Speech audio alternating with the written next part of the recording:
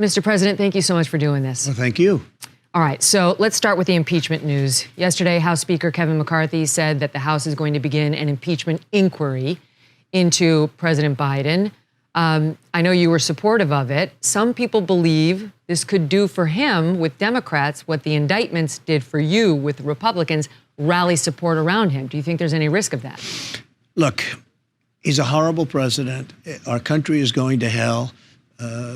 Whether it's impeachment or not impeachment, this man is destroying our country at the border. He's destroying it economically. Inflation's way up now. You see what happened just today.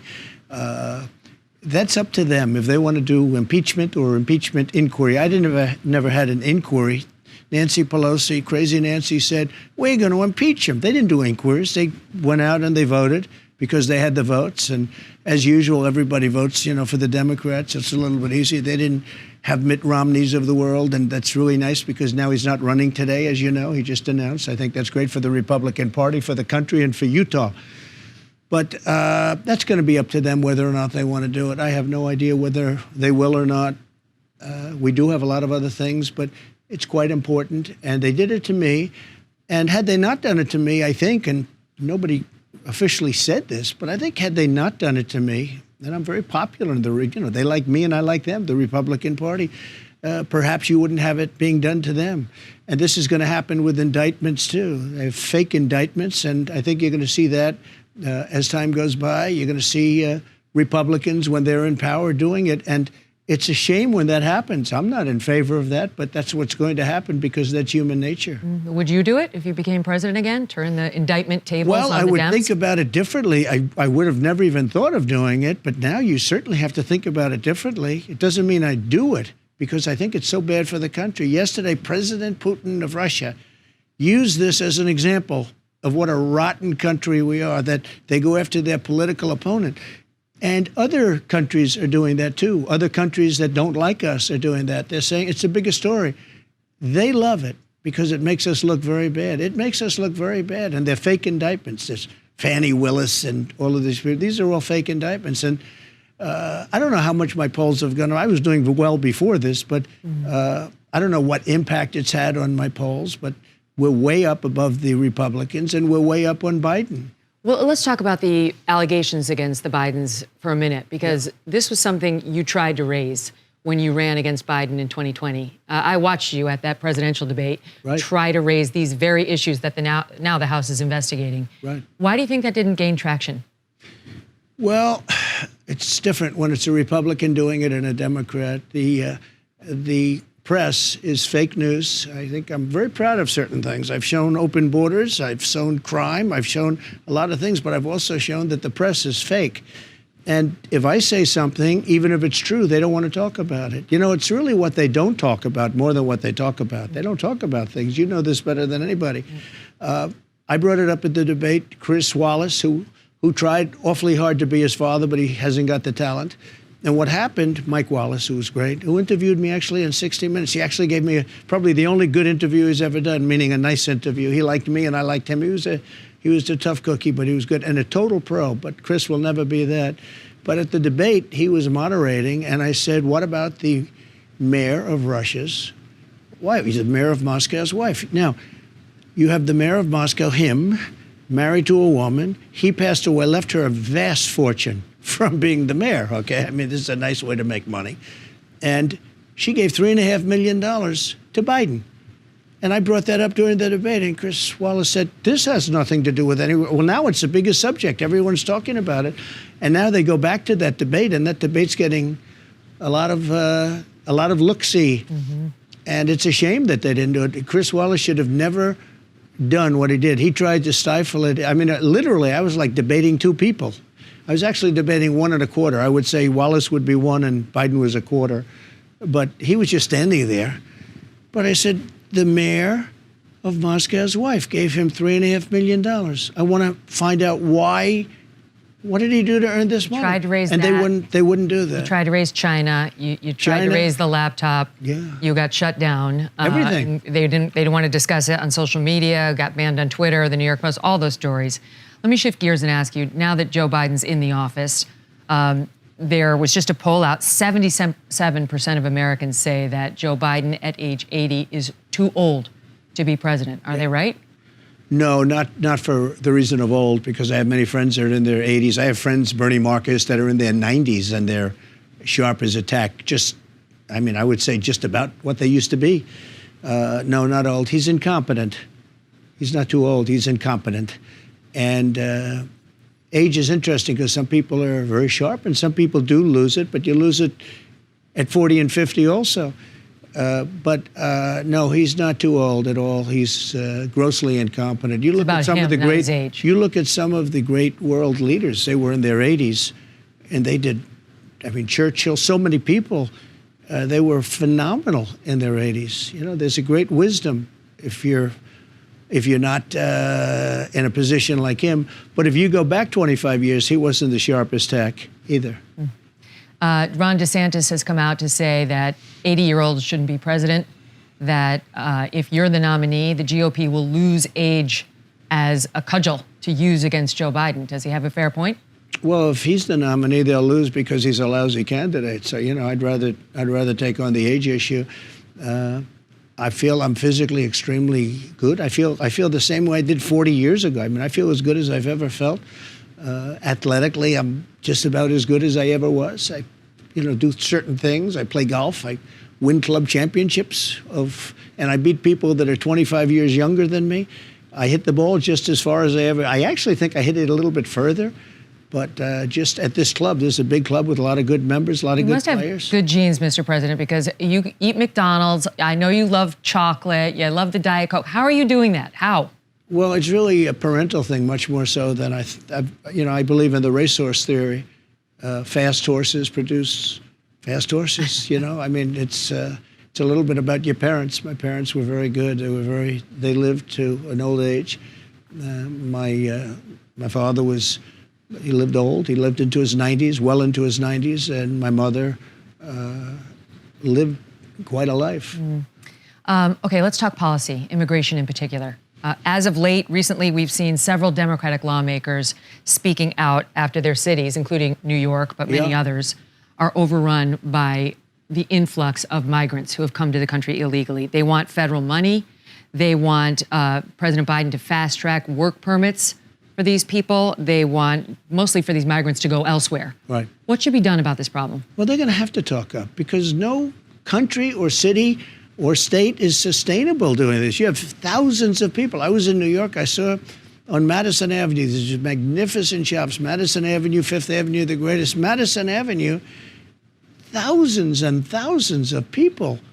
And they're sitting on the street. They're not even on the sidewalk because there's not enough room on the sidewalk. And you have these beautiful stores that are paying a lot of rent, and they have to sell luxury merchandise, and that goes to the city in form of taxes and all these other things. And they're not going to be able to stay in business. The money that's being lost in these cities, Chicago, Los Angeles. So now you have the massive crime problem, and it's vast in Democrat-run cities. On top of that, you have the migrants or the illegal aliens, many different names, but the illegal aliens pouring in, going into the cities, and it's sad because the mayor of New York, he knows that it's a very horrible thing, and they're afraid to take on the Democrat Party. It's very hard to take on the Democrat Party. Look at RFK Jr. They're not giving him the vote. I mean, they're saying you have to get a vast number of votes in order to even qualify. They're making it impossible for him. They're essentially rigging the election, which they're very good at. So how do you get them out of there? Like you take over as president, what are you going to do? Well, you're going to have to move them out. Look, this is not sustainable by this country. So I think the number will be at the end of the year 15 million people. It's not going to be 3 million, 2 million. I think it's going to be 15 million. But the truth is we have no idea because they're pouring in. Also, they come from prisons. They come from insane asylums. They come from mental institutions. And there's vast numbers of terrorists. I saw just on one of the shows during the weekend that in 2019, that was me, we had no terrorists come in, no terrorists. They knew that they couldn't come in. We were very tough. Zero. It actually said zero, which is shocking because I'm sure a couple got in. And then I see over the last couple of years, it was large, hundreds and hundreds of terrorists coming in. But I noticed in 2019, it said zero I don't know if I even believe it myself. Yeah, but it saw showed that. you that we had a tough policy. And now it's hundreds and hundreds of terrorists are coming in.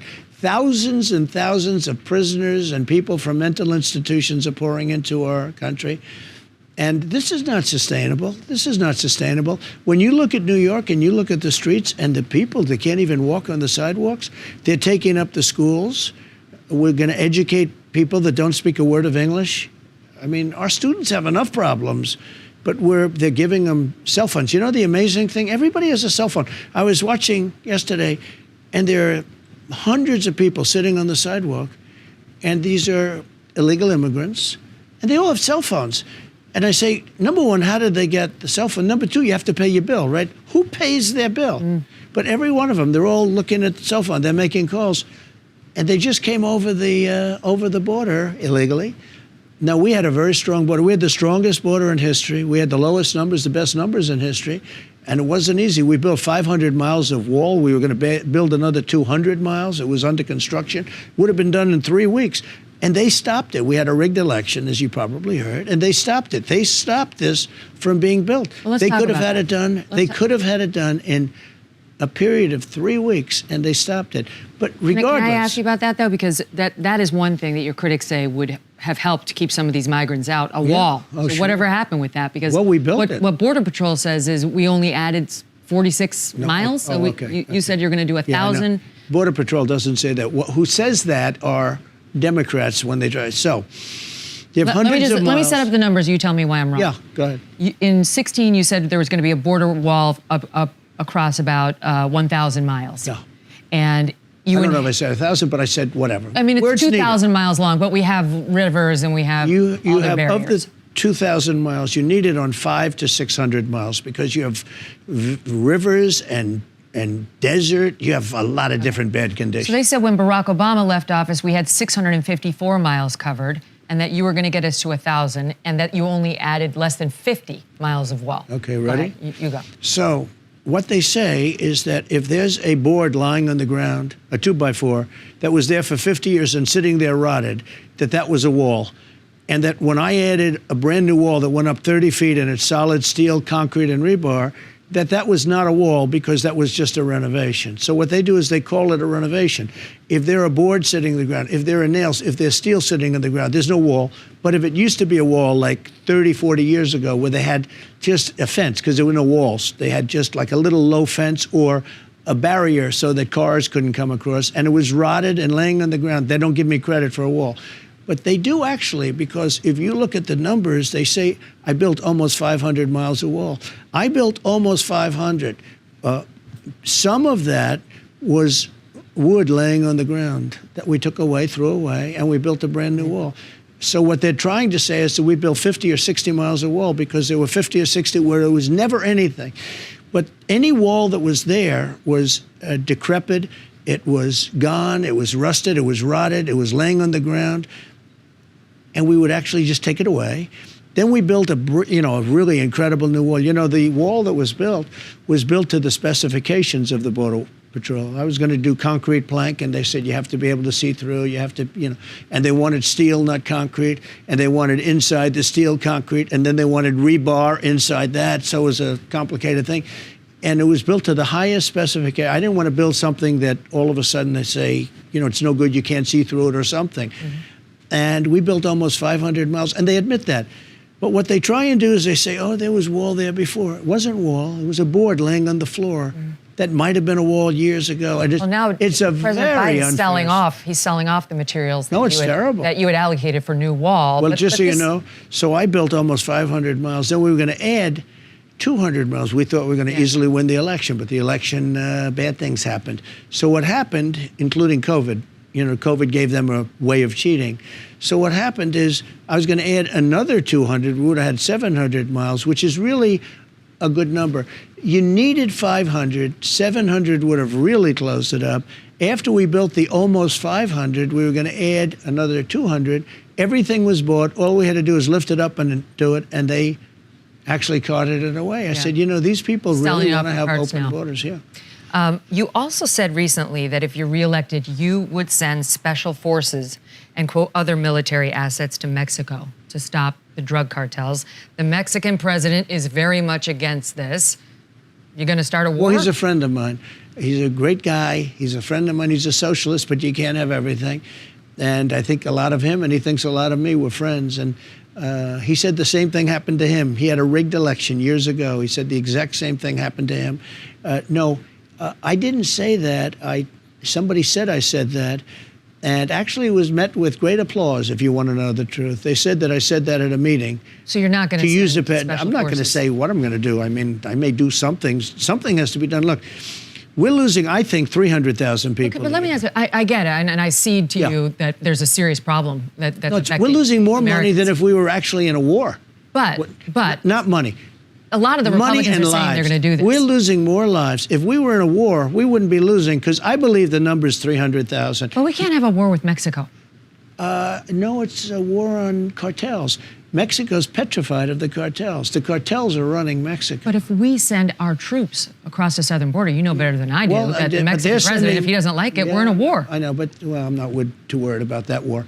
No, Mexico is sending their troops into our country in the form of illegal aliens that are killing people, in many cases, that are causing lots of disease and lots of problems. You know, they're coming in. I had the medical barrier that Biden dropped. I had every barrier you could have. Even the judge said, "Are you sure you want to drop this? I don't think you should drop this. This is a terrible thing." The judge actually said that because Title 42? Yeah.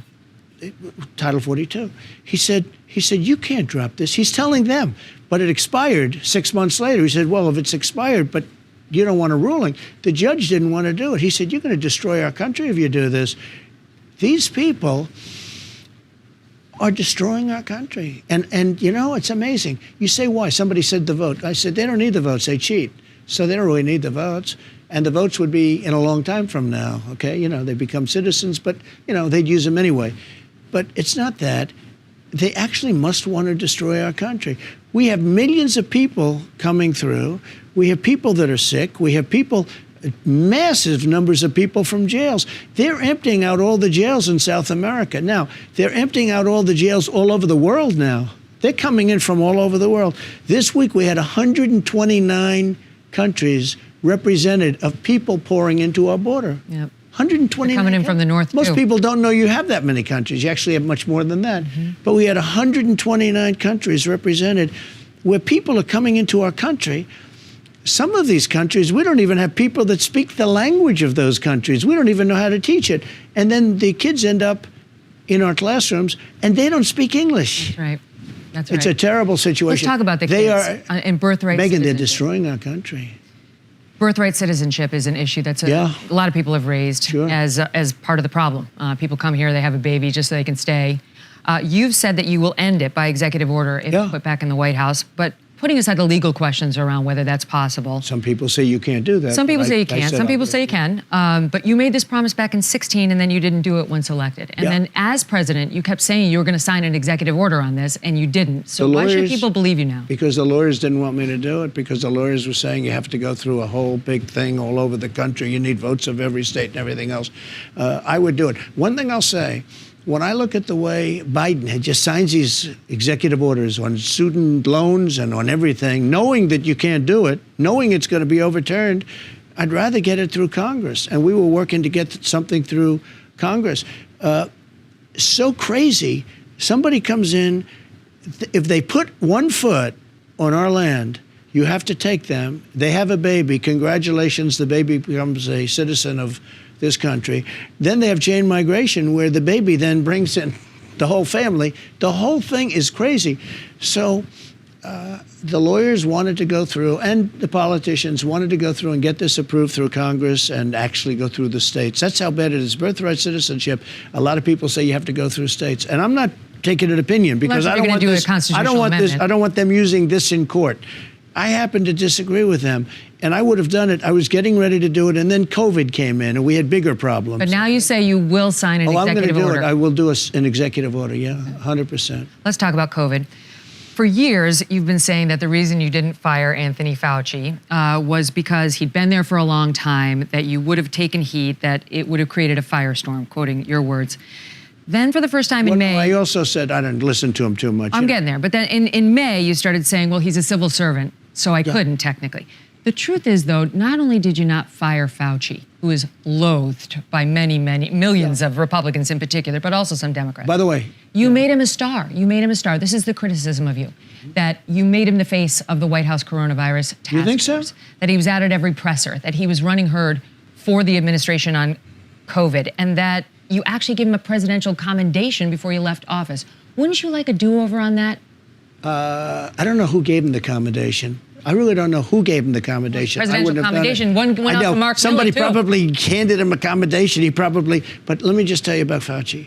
Fauci was very important in the Biden administration, much less important. If you know, he didn't want to stop China. He wanted to let everyone come in from China. I stopped it. I overrode it. I overrode many of the things he did. He was much less important to me. Now, with that all being said, he's been there for years. He was respected. He lost a lot of the respect because of COVID, but he was respected. And on COVID, if you know what I did, I let the governors run their states. And many of the governors opened up their states. Some of them didn't. Florida, by the way, was closed. But if you take a look at Henry McMaster, he had his state, South Carolina, open.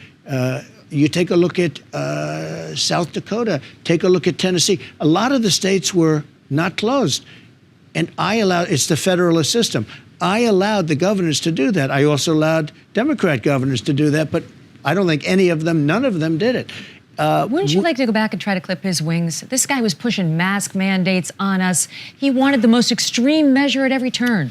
Okay, look, I'm not one that blames a system that if you're civil service or if you have some other protection that you can't get fired, because I've done things that are a lot worse than that. You're big on the firing. So yeah, I fired a lot of people. I fired Comey, and that was one of the great firings. I fired Comey, and then I fired a lot of other people in the FBI, and they were great firings because the deep state, and they were at work, and they were not good people. But I was not a big fan of Fauci. If you look at Ron DeSanctimonious, this guy said the greatest things. I can give you articles that, well, Fauci's great, he's wonderful, we love him, we don't do anything without Fauci. This went on for months. But he didn't listen to Fauci. He did 100%. Look, he shut down Florida he shut down Florida. For a month. Oh, he shut it down for a lot longer. He shut down the beaches. He shut down the roads. He shut down a hospital. He was shutting down everything. He also had long lines of people getting the jab, as he called it. Let's all go get the jab. The guy tried to change history in Florida. Now, eventually Florida was open, but a lot of these other governors didn't shut down at all. South Dakota didn't shut down. McMaster, South Carolina, didn't shut down. Tennessee, there are states that didn't shut down at all. They probably did the best job. But Ron DeSantis was under a lot of pressure, especially given the population, the age of a lot of Florida's citizens. I'm not trying to blame anybody, but he should say, I closed it down. Eventually we opened it, but I closed it down. But I gave him the right to keep it open. If he wanted to, I let the governors make the determination as to whether or not to close it down. But let me ask you this, because this is the number one question. I asked my audience, what would you like me to ask President Trump? These are your fans. Okay. This is the number one question they wanted me to ask you. That you shut the country down for 6 weeks in spring of 2020. Operation Warp Speed. Excuse me. Rushed through. I didn't really. Let me ask their question. Megyn, this is my audience's question. I got to get it out. But I let the governors shut down. Some did and some didn't. Okay. Some didn't shut down at all. Operation Warp Speed, though. Yeah. That was on the vaccines. They were rushed through. They have helped, but also hurt a lot of people. And your White House actually supported mask mandates. So wouldn't you like a do-over on any of that? Look, when this came in, nobody knew what the hell it was. It sounded like an ancient, pandemic. You thought that was from 200 years ago or from 1917. We never thought you'd have a pandemic. Nobody had any idea. We got word that bad things were happening in China, right around the Wuhan clinic. And I was the one that said it was in the Wuhan clinic. Mm-hmm. And, I stuck with it, and it was absolutely. It came out of the Wuhan clinic. But you take a look, and what we did was, this was brand new. Nobody knew what the hell it was. There's dust. Somebody said there's dust coming in from China, and it's killing people in Italy, and it's killing people in France, and it's going to kill people here. And by the way, I shut it down to China. That was a big move. I saved thousands, hundreds of thousands of lives by doing it. But honestly, I don't blame a lot of people because nobody knew what it was. Now we do understand it somewhat. Nobody really understands it even now fully. But nobody knew what COVID was, and it wasn't even a name. I called it the China virus. I still do. I call it the China virus. It came out of China. You know, they call it COVID and COVID-19. As far as the vaccine's concerned, you had the original COVID, and the vaccine had an impact on that. And there are some people, I will tell you, some friends of mine that are Democrat, I think they voted for me, but they're Democrat, very smart people, top people. They say, you know, I don't understand one thing. Why don't you talk more about the vaccine? It was one of the greatest things you've ever done. Now think of that. They say to me, and I say, I'm not going to talk about it one way or the other. First of all, no mandates. I don't want mandates. I never had mandates. Florida sort of had a mandate because they were giving the vaccine. They were demanding everybody take the vaccine. That's another thing. But no mandates, no anything. I didn't demand anybody take it. But I have people on the other side, not my side, although probably there's some on my side too. They said, you saved 100 million people because I got it done in 9 months as opposed to 5 years to 12 years. A lot of people. You're proud of it. No, I'm not proud of it. I'm saying what Democrats think. Democrats. I get it. I mean, and I'm not somebody who denies some of the good that the vaccines did. I lived through that too. But of course, a lot of people have been vaccine injured. And that's one of the questions. Those people are mad that they were rushed through and that they can't sue. Well, I never gave mandates, and people have to make up their own, make their own decision, as far as I'm concerned. Now, some places had mandates, very strong mandates, largely Democrat governors and probably some Republicans, et cetera, et cetera. But there are Democrats that say, why aren't you talking about that? It's one of they really believe strongly. One said, and this is very smart people, they said, you saved 100 million people worldwide. In 1917, it could have been as much as 100 million. It ended the First World War because all the soldiers were dying of this horrible disease of 1917. It actually ended the First World War. The soldiers were dying. They was on the lines, they're fighting, and they're dying of this horrible disease. They said, you might have saved 100 million people, 50 million people. Why aren't you talking about it? I said, I'm not talking about it. But what I did do is I got something done for that specific thing. I also got Regeneron, and I got a lot of therapeutics done, which were great. I also got the robes and the leather and the rubber and all of the different things, the ventilators. Mm-hmm. We did a tremendous job, and it's never, they appreciated what I did with the economy. I got a lot of good marks on economy. I got a lot of good marks on a lot of things, rebuilding the military, getting rid of ISIS, the biggest tax cuts in history. Supreme Court. I never got, I think, the credit that I deserved on COVID. And I'll tell you the way I look at it. It came in and nobody knew it was. We have to put ourselves back then. I had a meeting, and we had a lot of professionals in the Oval Office. They say, sir, something bad is happening in the world. I said, what's that? And they said, people are dying. They're dying in China, in this area, and there was pictures of body bags all over the place, black body bags, satellite pictures, and they were all over. I said, that's strange. And then they'd have another meeting the next day, and the next day, and the next day, and all of a sudden, they had something where the first person died in the United States, and then another. Yeah. And then it died. Then they started dying all over Italy and all over Europe. Nobody really knew what it was, Megyn. I hear you. Let's shift gears and talk about trans and women's rights. In 2016, you said that Caitlyn Jenner, who is trans, could use the women's restroom at Trump Tower. You allowed biological men to compete in the Miss Universe pageant at the time, which you owned. A lot has changed since 2016. Have you? Yeah, well, issue? I have, but look, I knew Caitlyn Jenner. This is very much like the same subject we just talked about. This was brand new. Yeah. Okay, this is a brand new subject also. There's a lot it hadn't exploded. A lot of it hadn't exploded. I mean, nobody talked about it really. And so they're saying, what do you think? And people say, yes, use, no use. But I'm the one that wouldn't allow it in the military. That was a big move. I wouldn't allow it in the military. And I went to generals. I say, General, let me ask you, do you like it? The real generals, not the ones you see on television, not the Millies of the world. I went to the real generals. I said, what do you think? And they did not like it. They did not like it. Nobody wanted to go public with it. It's a very hard subject. I ended it in the military. Now, since this character got in, he's allowed it in the military. You know, part of the problem is you'd have to take massive amounts of drugs. In the military, you're not allowed to take drugs. And you have to take massive amounts of drugs. So right there, it should not be allowed. But I took a lot of heat. No matter what you do there, you're going to take heat. You understand? Yeah. But how do you feel? Caitlyn Jenner, was she allowed? Should biological men who say that they're trans be allowed in women's restrooms, in women's locker rooms, women's prisons, women's spaces? Yeah, my stance on that is really pretty much what I had in the military. I think it has to be, huh? No, they shouldn't. Yeah, that's my stance. I mean, that's been my stance. I may have allowed Caitlyn. Caitlyn's Caitlyn, right?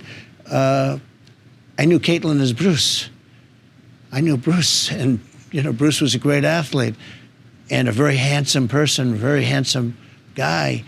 And all of a sudden, Bruce is Caitlyn. I said, "What's this all about?" This was a brand new subject too, just like we talk about. You know, the pandemic was a subject that nobody knew anything about. Mm-hmm. Nobody knew anything about it. It was all early. You make a decision, and you make the decision very strongly. No, I get it. Look, I myself have changed a lot on this issue since 2016. I'm just trying to figure out whether you have, in fact, reversed on it. I don't think I've changed. I think I've just, you know, at the beginning, it was such a small subject. Nobody really thought about it. But then with time, you change. Where I probably took the hardest line was on the military. Yeah, that's true. Well, what about the children? That's become an issue now. Should children be provided with access to puberty blockers and cross-sex hormones when they're minors? Yeah, I'm so against it. First of all, many of them, I heard like 62%, when they grow up, when they're older, they're saying, "Who did this to me? Why did you do this to me?" Second of all, the parents have to make the decision. You know, they're trying to give it to school boards and schools and things to make a decision. It's unbelievable to think. You know, I talk about mutilation sometimes in my speeches. We will stop the mutilation of children. And then I'll stop and I'll say to the people in the audience, I'll say, "Can you imagine that I'm talking about we're going to stop mutilation of children?" Yeah. But that's what it is. It's the mutilation of children. And we will stop the mutilation of children. 10 years ago, nobody would ever think of it. I am telling people, because I guess I'm a politician, whether I like it or not. As a politician, as somebody that represents a lot of people, I'm telling people that we're going to stop the mutilation of children. Who would have to say a thing like that? You'd think it would be automatic. Would you be in favor of a ban then on puberty blockers and cross-sex hormones for minors? I think yes. Yep. I would. Can a man become a woman? In my opinion, you have a man, you have a woman. I think part of it is birth.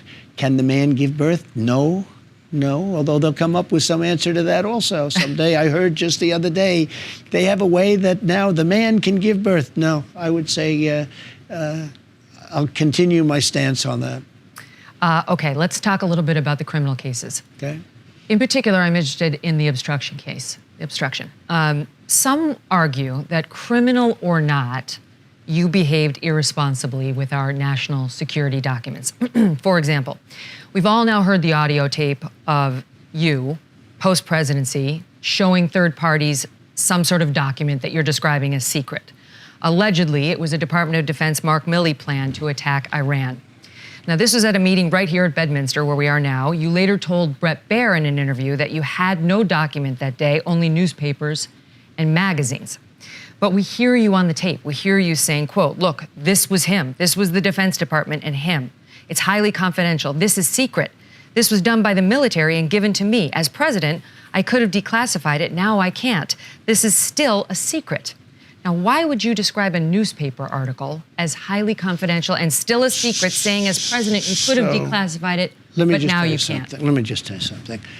Number one, I did nothing wrong because I come under the Presidential Records Act. The fascists who are going after me, and they're not going after Biden, even though he has about 10 times more documents, maybe more than that. He has documents going back 40 years or 50 years.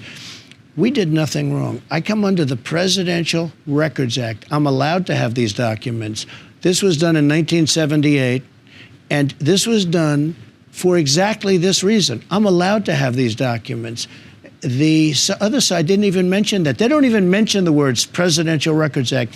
The Presidential Records Act is very important. Bill Clinton took out in his Sox, it's called the Sox case, I'm familiar, where a very respected judge, very liberal judge, but a very respected judge, ruled in favor of Bill Clinton that he was allowed to take these very important documents, conversations with world leaders, took it out in his socks, and they found them in his sock drawer, and they call it the Sox case.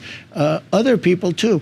We come under the Presidential Records Act. Now, who doesn't is Mike Pence doesn't, because he was a vice president, and he has a much higher standard. Joe Biden doesn't, because he was a vice president at the time and he was a senator.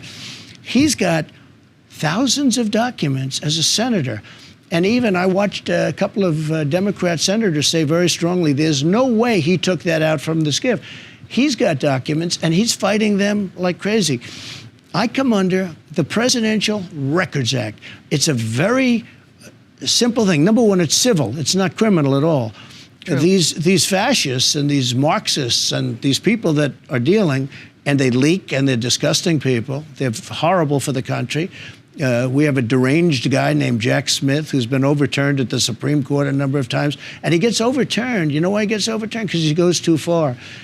They don't even mention the Presidential Records Act. This is all about the Presidential Records Act. I'm allowed to have these documents. I'm allowed to take these documents, classified or not classified. And frankly, when I have them, they become unclassified. People think you have to go through a ritual. You don't. At least in my opinion, you don't. But it's even beyond that, because the Presidential Records Act allows you to do, as president, only as president. Now, the other people that we talk about, including Biden, he wasn't president. So what he did is a different standard, and he should have real problems. They really should be talking about that, not about me. I did absolutely nothing wrong. Okay, but let's get to my question. Why would you be holding up a newspaper saying this is still secret?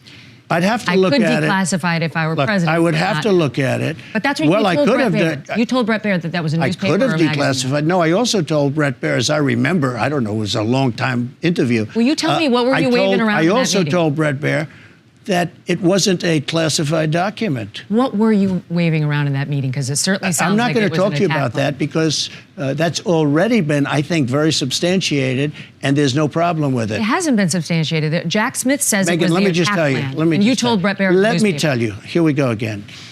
I'm covered by the Presidential Records Act. I'm allowed to do what I want to do. I'm allowed to have documents. The Presidential Records Act is civil, not criminal. That's true. In any way, it's That's civil. True. And I'm covered by it 100%. Can I ask you what you mean by that? And this shouldn't even be a case. Now, no, and I'm not trying to come at you criminally. Of course, I'm trying to say. Of course you are. But listen, I started off by saying Megyn, let me just it's not say, about the criminal. This should be a case for Biden, because he is not covered by the Presidential Records Act. This was, I guess, started because Richard Nixon kept documents. So did many other presidents. And so did presidents after. Bush kept documents. Obama kept documents. They all had, in fact, of all people, of all groups, the New York Times wrote a story. The only power that NARA has is to say, please, please, please, Mr. President, can we have these documents? The National Archives. Okay? Now, they may be able to sue you civilly, not criminally. They may be. They don't even have that power, probably. But they may be able. But so listen, I get all that. The New York Times. I get all that. But the obstruction case isn't about that. The obstruction case says, so even if you had the right to the documents, once you get the subpoena, you got to fork them over. The subpoena said, give us anything with a classified marking. Go ahead. This is just like the Mueller stuff. They create a fake crime, and then they say you obstructed. This is a fake thing that they've done. And then they say it's always obstruction. They say, oh, he obstructed, he this, he that. And you know what they call obstruction? When you fight them. When you fight them, they call it obstruction. So they create a fake crime because there was no crime, because I come under it. I don't want to sound boring to all of your many people. I hope you have a lot of people. You will. But you know what? They create a fake crime. And they did that with Mueller. They created a fake crime, a terrible fake thing that took 2 years. And then they said, all right, that's fake, but he obstructed. That's what they do here. They have a fake crime, and I didn't obstruct anything. Okay, next. Well, that was my question, that, even if I think they're accusing me of a fake crime, if I get a subpoena, I have to comply. I used to practice law for 10 years. You I've- got to comply. You got to fork over the documents and then fight. I have been complied with everything. I have given more documents, and they came in, they raided Mar-a-Lago, probably illegally, okay? And we'll find that out. They took documents that they weren't even allowed to do, but they took documents, they took everything. They found documents with and classified I would have markings. given it to them. You know what? We had a meeting. I said, what do you want? And instead of doing that, because they're doing this for political reasons, the reason they're doing this is for election interference. But let me just say, I don't dispute that, frankly. But the question is simply, your lawyers signed a certification saying they had turned over everything that was responsive. Then when the FBI raided Mar-a-Lago, they found documents that were responsive that had not been produced, marked classified. I don't know what the timing is. Again, I'd have to check That's the time. it. I don't know. I just don't know the timing. All I know is I'm allowed to have those documents. But once you get a subpoena, you have to turn them over. I know this. I don't even know that because I have the right to have those documents. So I don't really know that. These are Democrat fascists that are there to interfere with an election. And frankly, you can't say that they obstructed when they create a fake crime. So ready? In Russia, it was a fake crime. At the end, they said, oh, well, that's not working. But he obstructed because he fought us. So they create a fake crime illegally. By the way, illegally. The dossier was fake. Everything was fake. Yeah. And then they say, I fought them and I obstructed. This is the same thing. They have a fake crime. There is no crime. In fact, it's civil. It's not criminal. That's true. And so they're saying that's why they say Espionage Act to make it criminal. Oh, they make it Espionage Act like it's something we'll be here all day like if we get the into Spanish Armada is going to raid us. And look, the Espionage Act of 1917 has no impact on this. I am covered 100%. I got it. There's a dispute about that, about whether presidential. Just so my audience knows. I don't think there's any dispute that I'm covered under the Presidential Records Act. Well, you're covered, but it's not clear that it allowed you to take all those documents. You can't say it says what it says. You're allowed. And do you believe that every CIA document that came to you as president was automatically yours to keep, no matter what? I'm not going to answer that question so because that's the dispute. No. Because I think it's clear in the document. The Presidential Records Act was a very complex thing that took a long time to do, having to do more with Richard Nixon because he kept everything. You know that, right? Yeah, yep. And they said, we don't want to have this anymore. So they did this. And these thugs and deranged people, they didn't even mention that. They never mentioned that. They never talked about that. They never said, gee, the Presidential Records Act, do you know they don't even mention it? And everybody knows. Yeah, that's right. That I'm covered by that. So you can't have obstruction when they create. And we had that in Mueller. They created all of these phony deals and phony documents and the dossier, the fake dossier. And after it was created, it was all created. Then it was shown to be phony, and I won. But then they say, oh, it was phony. We did things illegally. But he obstructed. He obstructed because he hid this, or he said something, or he fought us. He fought us. No, Megyn, I did absolutely nothing wrong. And I wouldn't even be talking to you if I thought I did. What's crazy is you're really accused of keeping documents and not turning them over when you were allegedly required to.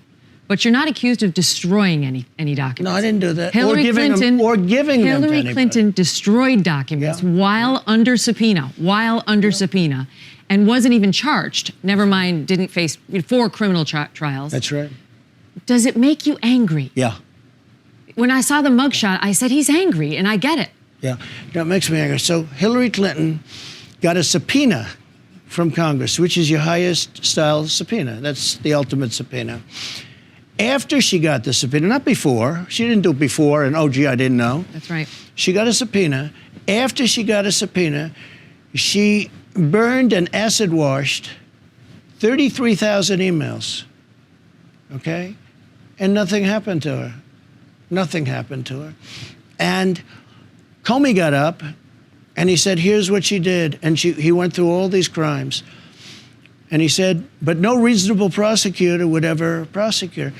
Well, I did nothing. I did nothing wrong. And they prosecuted me.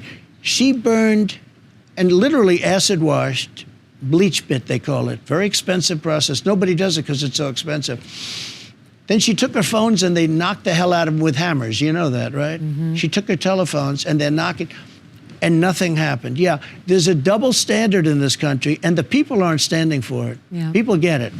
You said to Hugh Hewitt you planned on testifying in your own defense at least the Mar-a-Lago documents. All of them. I'll do all of them. I mean, I have no problem with talking about any of it. Question on the legal expenses. Reportedly, your PACs have spent $40 million so far defending all these cases. Some people worry, how's he going to run a presidential campaign if all the Republican donations are going to fund the legal fees, which get more expensive when you have trials? So, well, that's why they're doing this. They have, not only that, I have civil cases that are funded by them. They have a woman that I never met, other than I guess I took a picture with her 25 years ago with her husband on a celebrity line.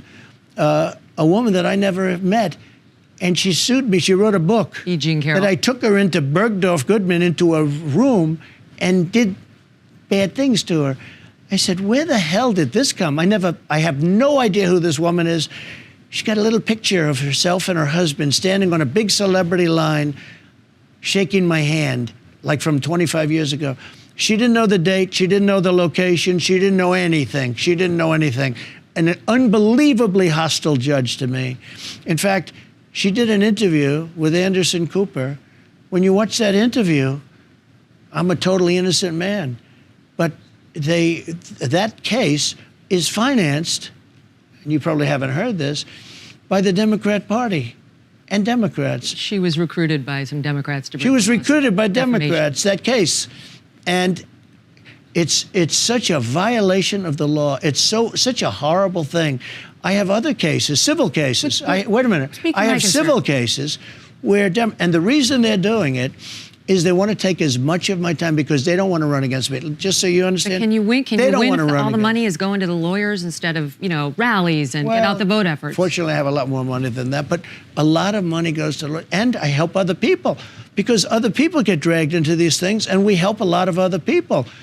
These people would be destroyed if we didn't help them. We have to help them. What about the people who are saying, well, I'm just going to give Ron DeSantis needs to get this, or Tim Scott should win, because then the money I donate will go toward Well, get I out will the vote. say this. In the meantime, nobody's talking about them because there's only time to talk about me. You know, I've had that before, in all fairness. Nobody's talking about Ron DeSanctimonious. Nobody's talking about anybody. They're only talking about me. The Quinnipiac poll came out just before I walked in.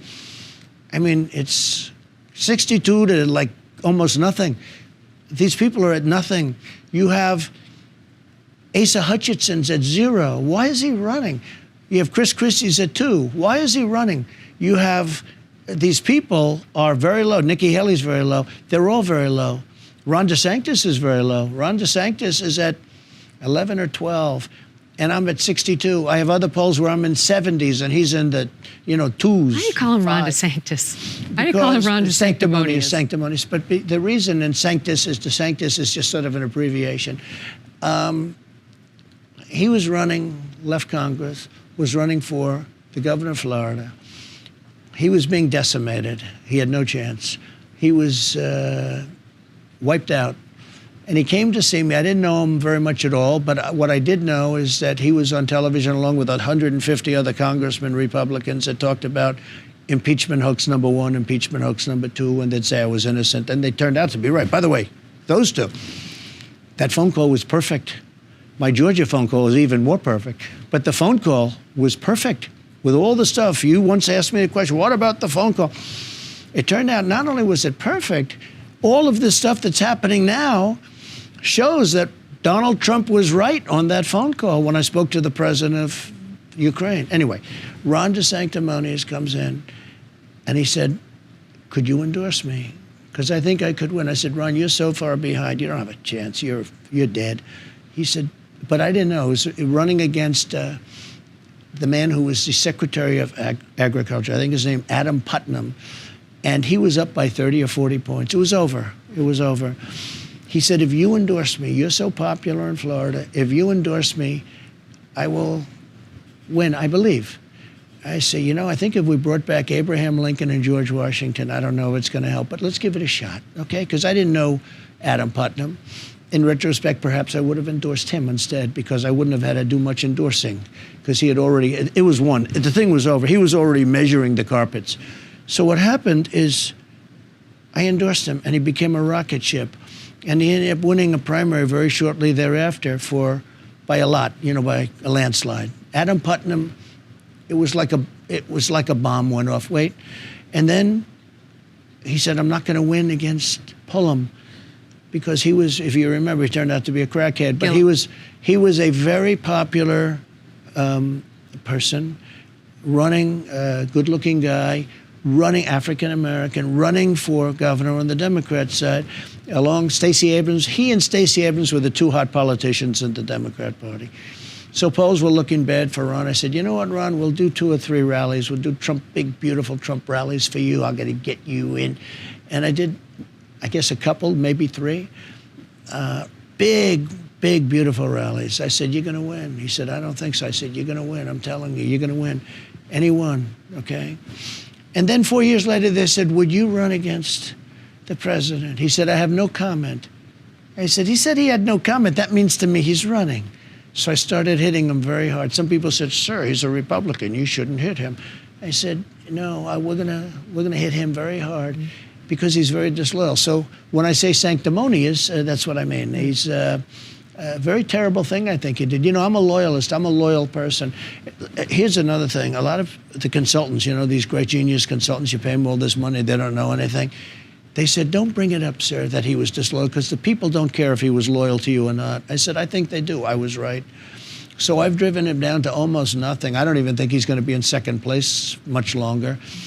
But second place is like 60 points below me, 60 points. The poll that just came out, in fact, the commentators were saying, this is crazy. Yeah. This isn't even a race. No, you're way ahead on the Republican primary contest. Like nobody's ever seen before. Let's talk about the actual general election, though, for a second. Because this is the second. I'm way ahead of Biden also, by the way. This is the second most requested question that my audience had for you. Everyone knows you think 2020 was rigged. How are you going to unrig it in 2024? I get that question a lot, too. Look, they use COVID to cheat. They cheat anyway, because how can you win elections? Open borders, high taxes, high interest rates, no voter ID. I mean, everything they do is like April Fool's Day. It's the opposite, okay? They have horrible policy. They're only good at cheating on elections. You want to know the truth. And I get the question, too. We have unbelievable people, and we're going to be fighting like hell.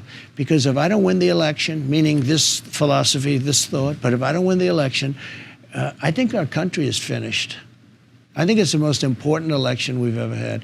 If I don't win this election, like you talk to me about all of the different prosecutions, these aren't prosecutions. These aren't indictments. These are Biden indictments. These are different. This isn't God coming down from high and indicting you for. This is crooked Joe Biden. He's crooked as a $3 bill. He used to say $2 bill, but we have a few of them around. He's a crooked guy. He's a crooked politician.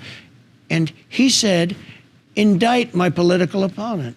So when they say indict, it's very interesting. The press, first they start that way, but then with time they say, oh, well, he's under indictment. No, these are all Biden indictments, including the DA's office. He put his top guy in the DA's office in Manhattan. And everybody says it's not even a case. I mean, it shouldn't even be brought. You've seen that. You've heard that. You probably. I've said that. Okay, it's ridiculous. It's a ridiculous case. But he put his top people in the DA. He's dealing with Fani Willis in Atlanta. It's all a hoax. I know, but here's the thing. No, but it's very important for people to know because Republicans are bummed out. They're thinking, I'm not even going to vote. Forget it. My vote's not going to count. It's just the opposite. They're going to get it by the mail-in ballots again. They're going to vote in numbers that you've never seen before because they see what's happening. Should they do the mail-in? Should the GOP voters do the mail-in? Okay, here's what we can't allow. Yeah, I would say let them do it either way. I'm less on that. I like the Tuesday stuff, but then you see what happened to Kari Lake, where all the machines were broken, or a big portion of them. Wouldn't it be smarter to bank some vote before the actual day? Well, no, you could, but the problem is they throw the votes out. I mean, it's crooked. We have a Wait. So be clear. What is the message to the voters? Do you want them to do the vote-in, the mail-in vote, or no? Everybody, people say yes, do it. We have a bigger problem. I believe they send in fake ballots. Okay, that's the bigger problem. That's your third problem. I believe they send in a lot of fake ballots. And when you look at some of these elections, in Pennsylvania, I was leading by so much at 9:30, and all of a sudden, voila, they happened to find a lot of ballots. Our elections are crooked. Our elections are rigged. Our borders are open. Our country's in trouble. Our country's in trouble. And now they're arresting and indicting their political opponents. You know what this means, what they did? If I won, I could say, oh, let's see, who's running against me? Some Democrats running. Oh, he's very popular, because I'm leading Biden in all the polls, just about all the polls, by some very, very big numbers. I could say, oh, I don't want to run against him. I call my attorney general. I say, will you do me a favor, indict him for something? Yeah. And the good thing with me, I have a voice. So I can sit here with you. I can sit here with other people. I can at least, a lot of people don't have that voice. You know, if they get indicted, they're out of politics. They have to announce within an hour that they're going to drop out of the race. That would be the norm. But what they've done is they've made this like the norm. I can sit there and say, well, you know, I don't like this guy. This guy's beating me in the polls. Indict him. But this is a very dangerous thing. This is very scary for you, because you're facing left-wing judges. You're facing some likely left-wing juries, in at least 3 out of the 4. Yeah. There is a realistic chance you could go to prison. Can you see that happening? You know what? I have a great attitude. It doesn't affect me at all, because I'm fighting for the country. I'm fighting for the people. I'll tell you what. The best poll numbers that anyone's ever seen. I mean, these poll numbers are so good, and it makes me feel good. But I think we're going to win the election no matter what happens. I think because the people know it's all fake. Again, these are Biden indictments. This is a guy that is grossly incompetent. I don't even believe it's him. It's the people, the fascists that surround him. Because I don't believe he's smart enough to do this, if you want to know the truth. Do you think he goes the distance? Do you think he actually will be the Democratic nominee? I can't imagine. I watched him yesterday. He couldn't put 2 sentences together. I can't imagine. I mean, look, Washington Post came out today. He shouldn't do it. And it's not an age thing. It's a competence thing. He can't talk. He can't talk. And, of course, he has to debate, I guess. I hope he's going to debate. I'm going to debate. You know, I don't want to debate people that I'm 60 points up on, because what's the purpose in doing that? Does that mean no presidential primary debates for you? Well, I don't see it. Look. None? When you're leading, why would I do it? How about do the one just before Iowa? Do it. I'll moderate it. Yeah, I know. I appreciate that. You know, like you did with the Rosie O'Donnell. Would it be a deal breaker for you? Look. Would it? Look. Would it? The people want a smart president. A smart president that's leading by 60 points. Ronald Reagan didn't do it. Nixon didn't do it. Nobody does it. I mean, if you're leading by, why would you do it? You get the voters. You get people, them. and then I have a somewhat hostile network. You know, I want to see I mean, frankly, I have a little bit of a hostile network. Like you asked me a question when you were moderating the debate for Fox.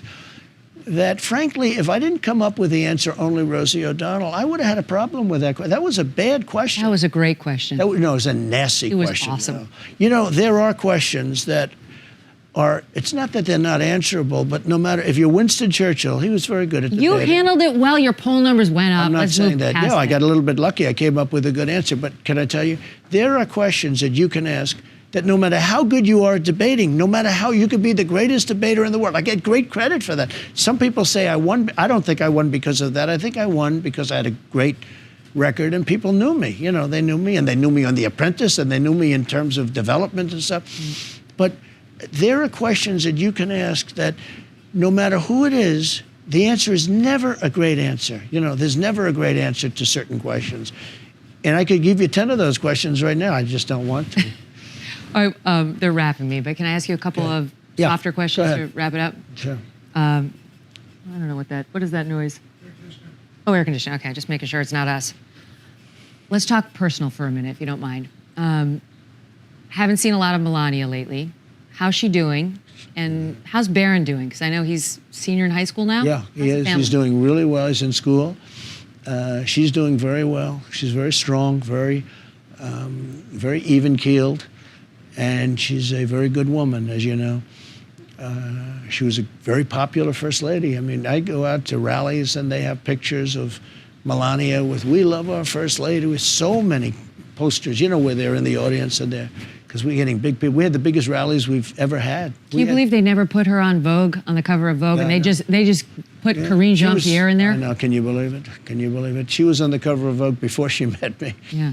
And during, but once I said I'm running for president, that was the end of the cover. What's a typical dinner It's, like by the for way, you guys? and it's so sad, but she doesn't care. She's been on the cover of the magazines for a long time. And she was on the cover of Vogue before. And she was actually very friendly with Anna Wintour. But once I ran for politics, that was the end of that. And that's okay. She's a very calm person. It's very interesting. And I think that's what people like about her. Dinners are nice. Dinners are like other people's dinners. You get along. We get along. We actually get along very well. What's happening with Barron? Is he going off to Barron's, college? And yeah. how do you choose one? Because they all hate all Republicans, never mind one named Trump. Barron's a very good athlete.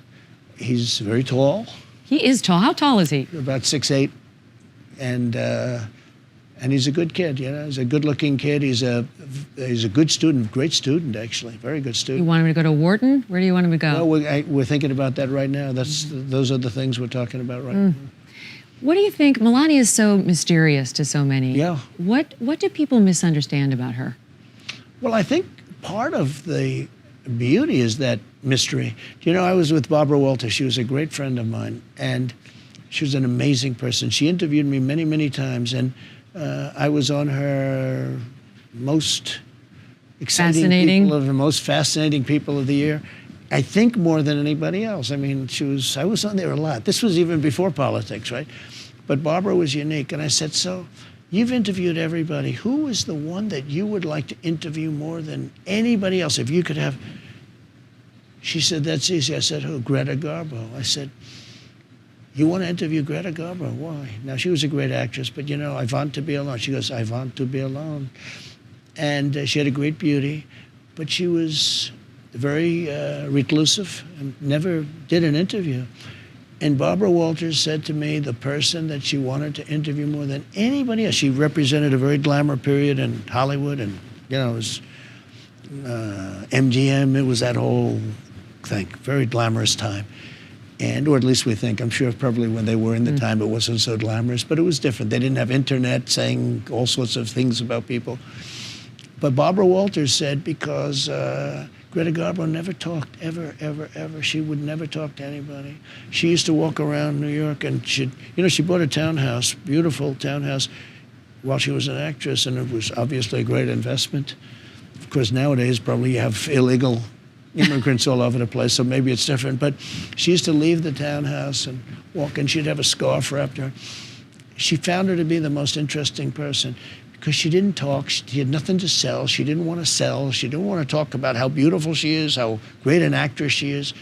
And Barbara Walters told me that the person she would most want, and there's a mystery to that, and I don't say Melania is like that, but she is much more, you know, she's introspective and she's confident. She doesn't need to be interviewed by you to get ripped apart for no reason. She doesn't need to be out there. She's got confidence. She's got a lot of self-confidence. The people really like her, and she was a really good first lady. But, you know, she did the most beautiful job in the Rose Garden. She rebuilt the Rose Garden. It was beautiful. No, it was gorgeous. And got good credit for it. But she did Christmas trees, too, every Christmas. Did the most beautiful job. Oh, I know, and they of course criticized her, even though her Okay, style so was she did spectacular. red trees. They were so beautiful, they killed her. She did a different blue, beautiful tree. They killed her. Then I said, baby, do me a favor. Go with a green tree. She did a green tree, and they killed her. Why weren't they red? It was much better. And then she did a white tree, and they killed her. Of course. All right, so last question. You mentioned But Barbara actually, they were Walters beautiful, yeah? and the most fascinating person. That's got me thinking. I was thinking about you recently, just getting ready for this. You were pretty much universally liked or loved Yeah. before you got into politics. I mean, you were known all over the world. You're a big celebrity. Everyone knew you and liked you. It just, you weren't controversial. You didn't think so? I thought I would. I don't think you were that controversial. I mean, I'm from New York. In New York, everybody loved you. Yeah. No, I had.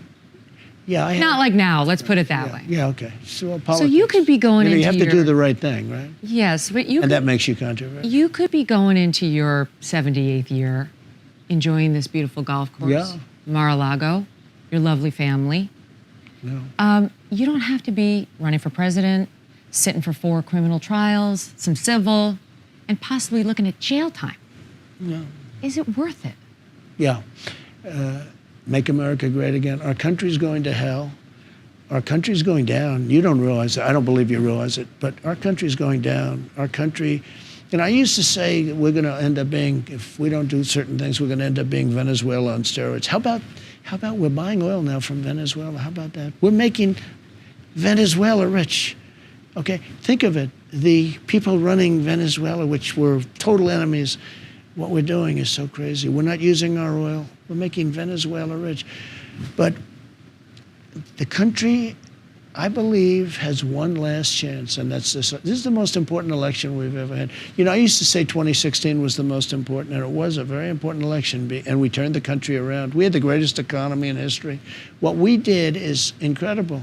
We knocked out a lot of enemies. We got them out. I took everybody out of these crazy wars that nobody wanted to be in. Even the other country that was protected, they didn't want us spending trillions and trillions of dollars.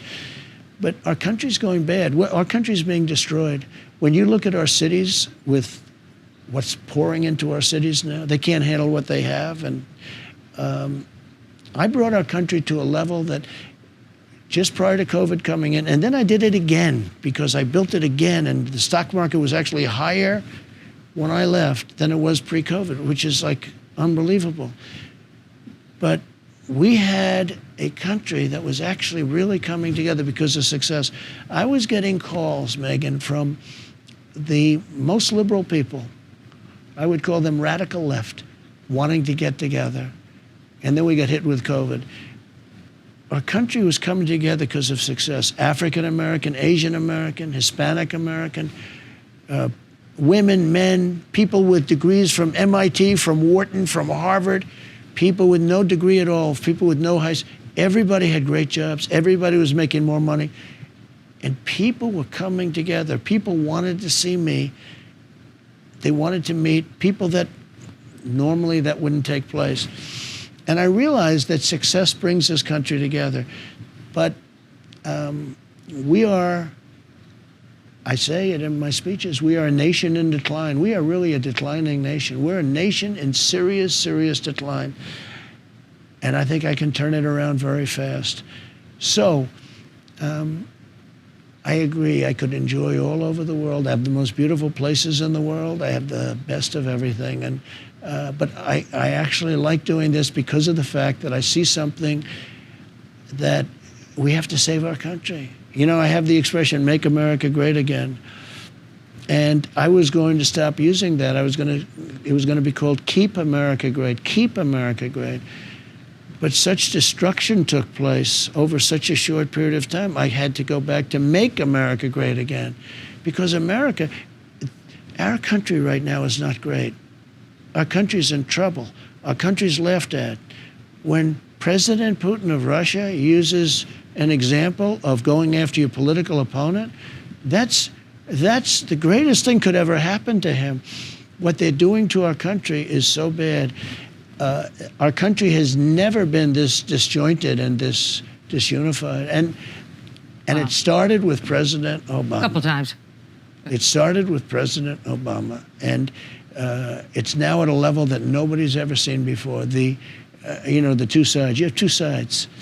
But I believe that our side, look, I represent everybody. As president, I represent everybody.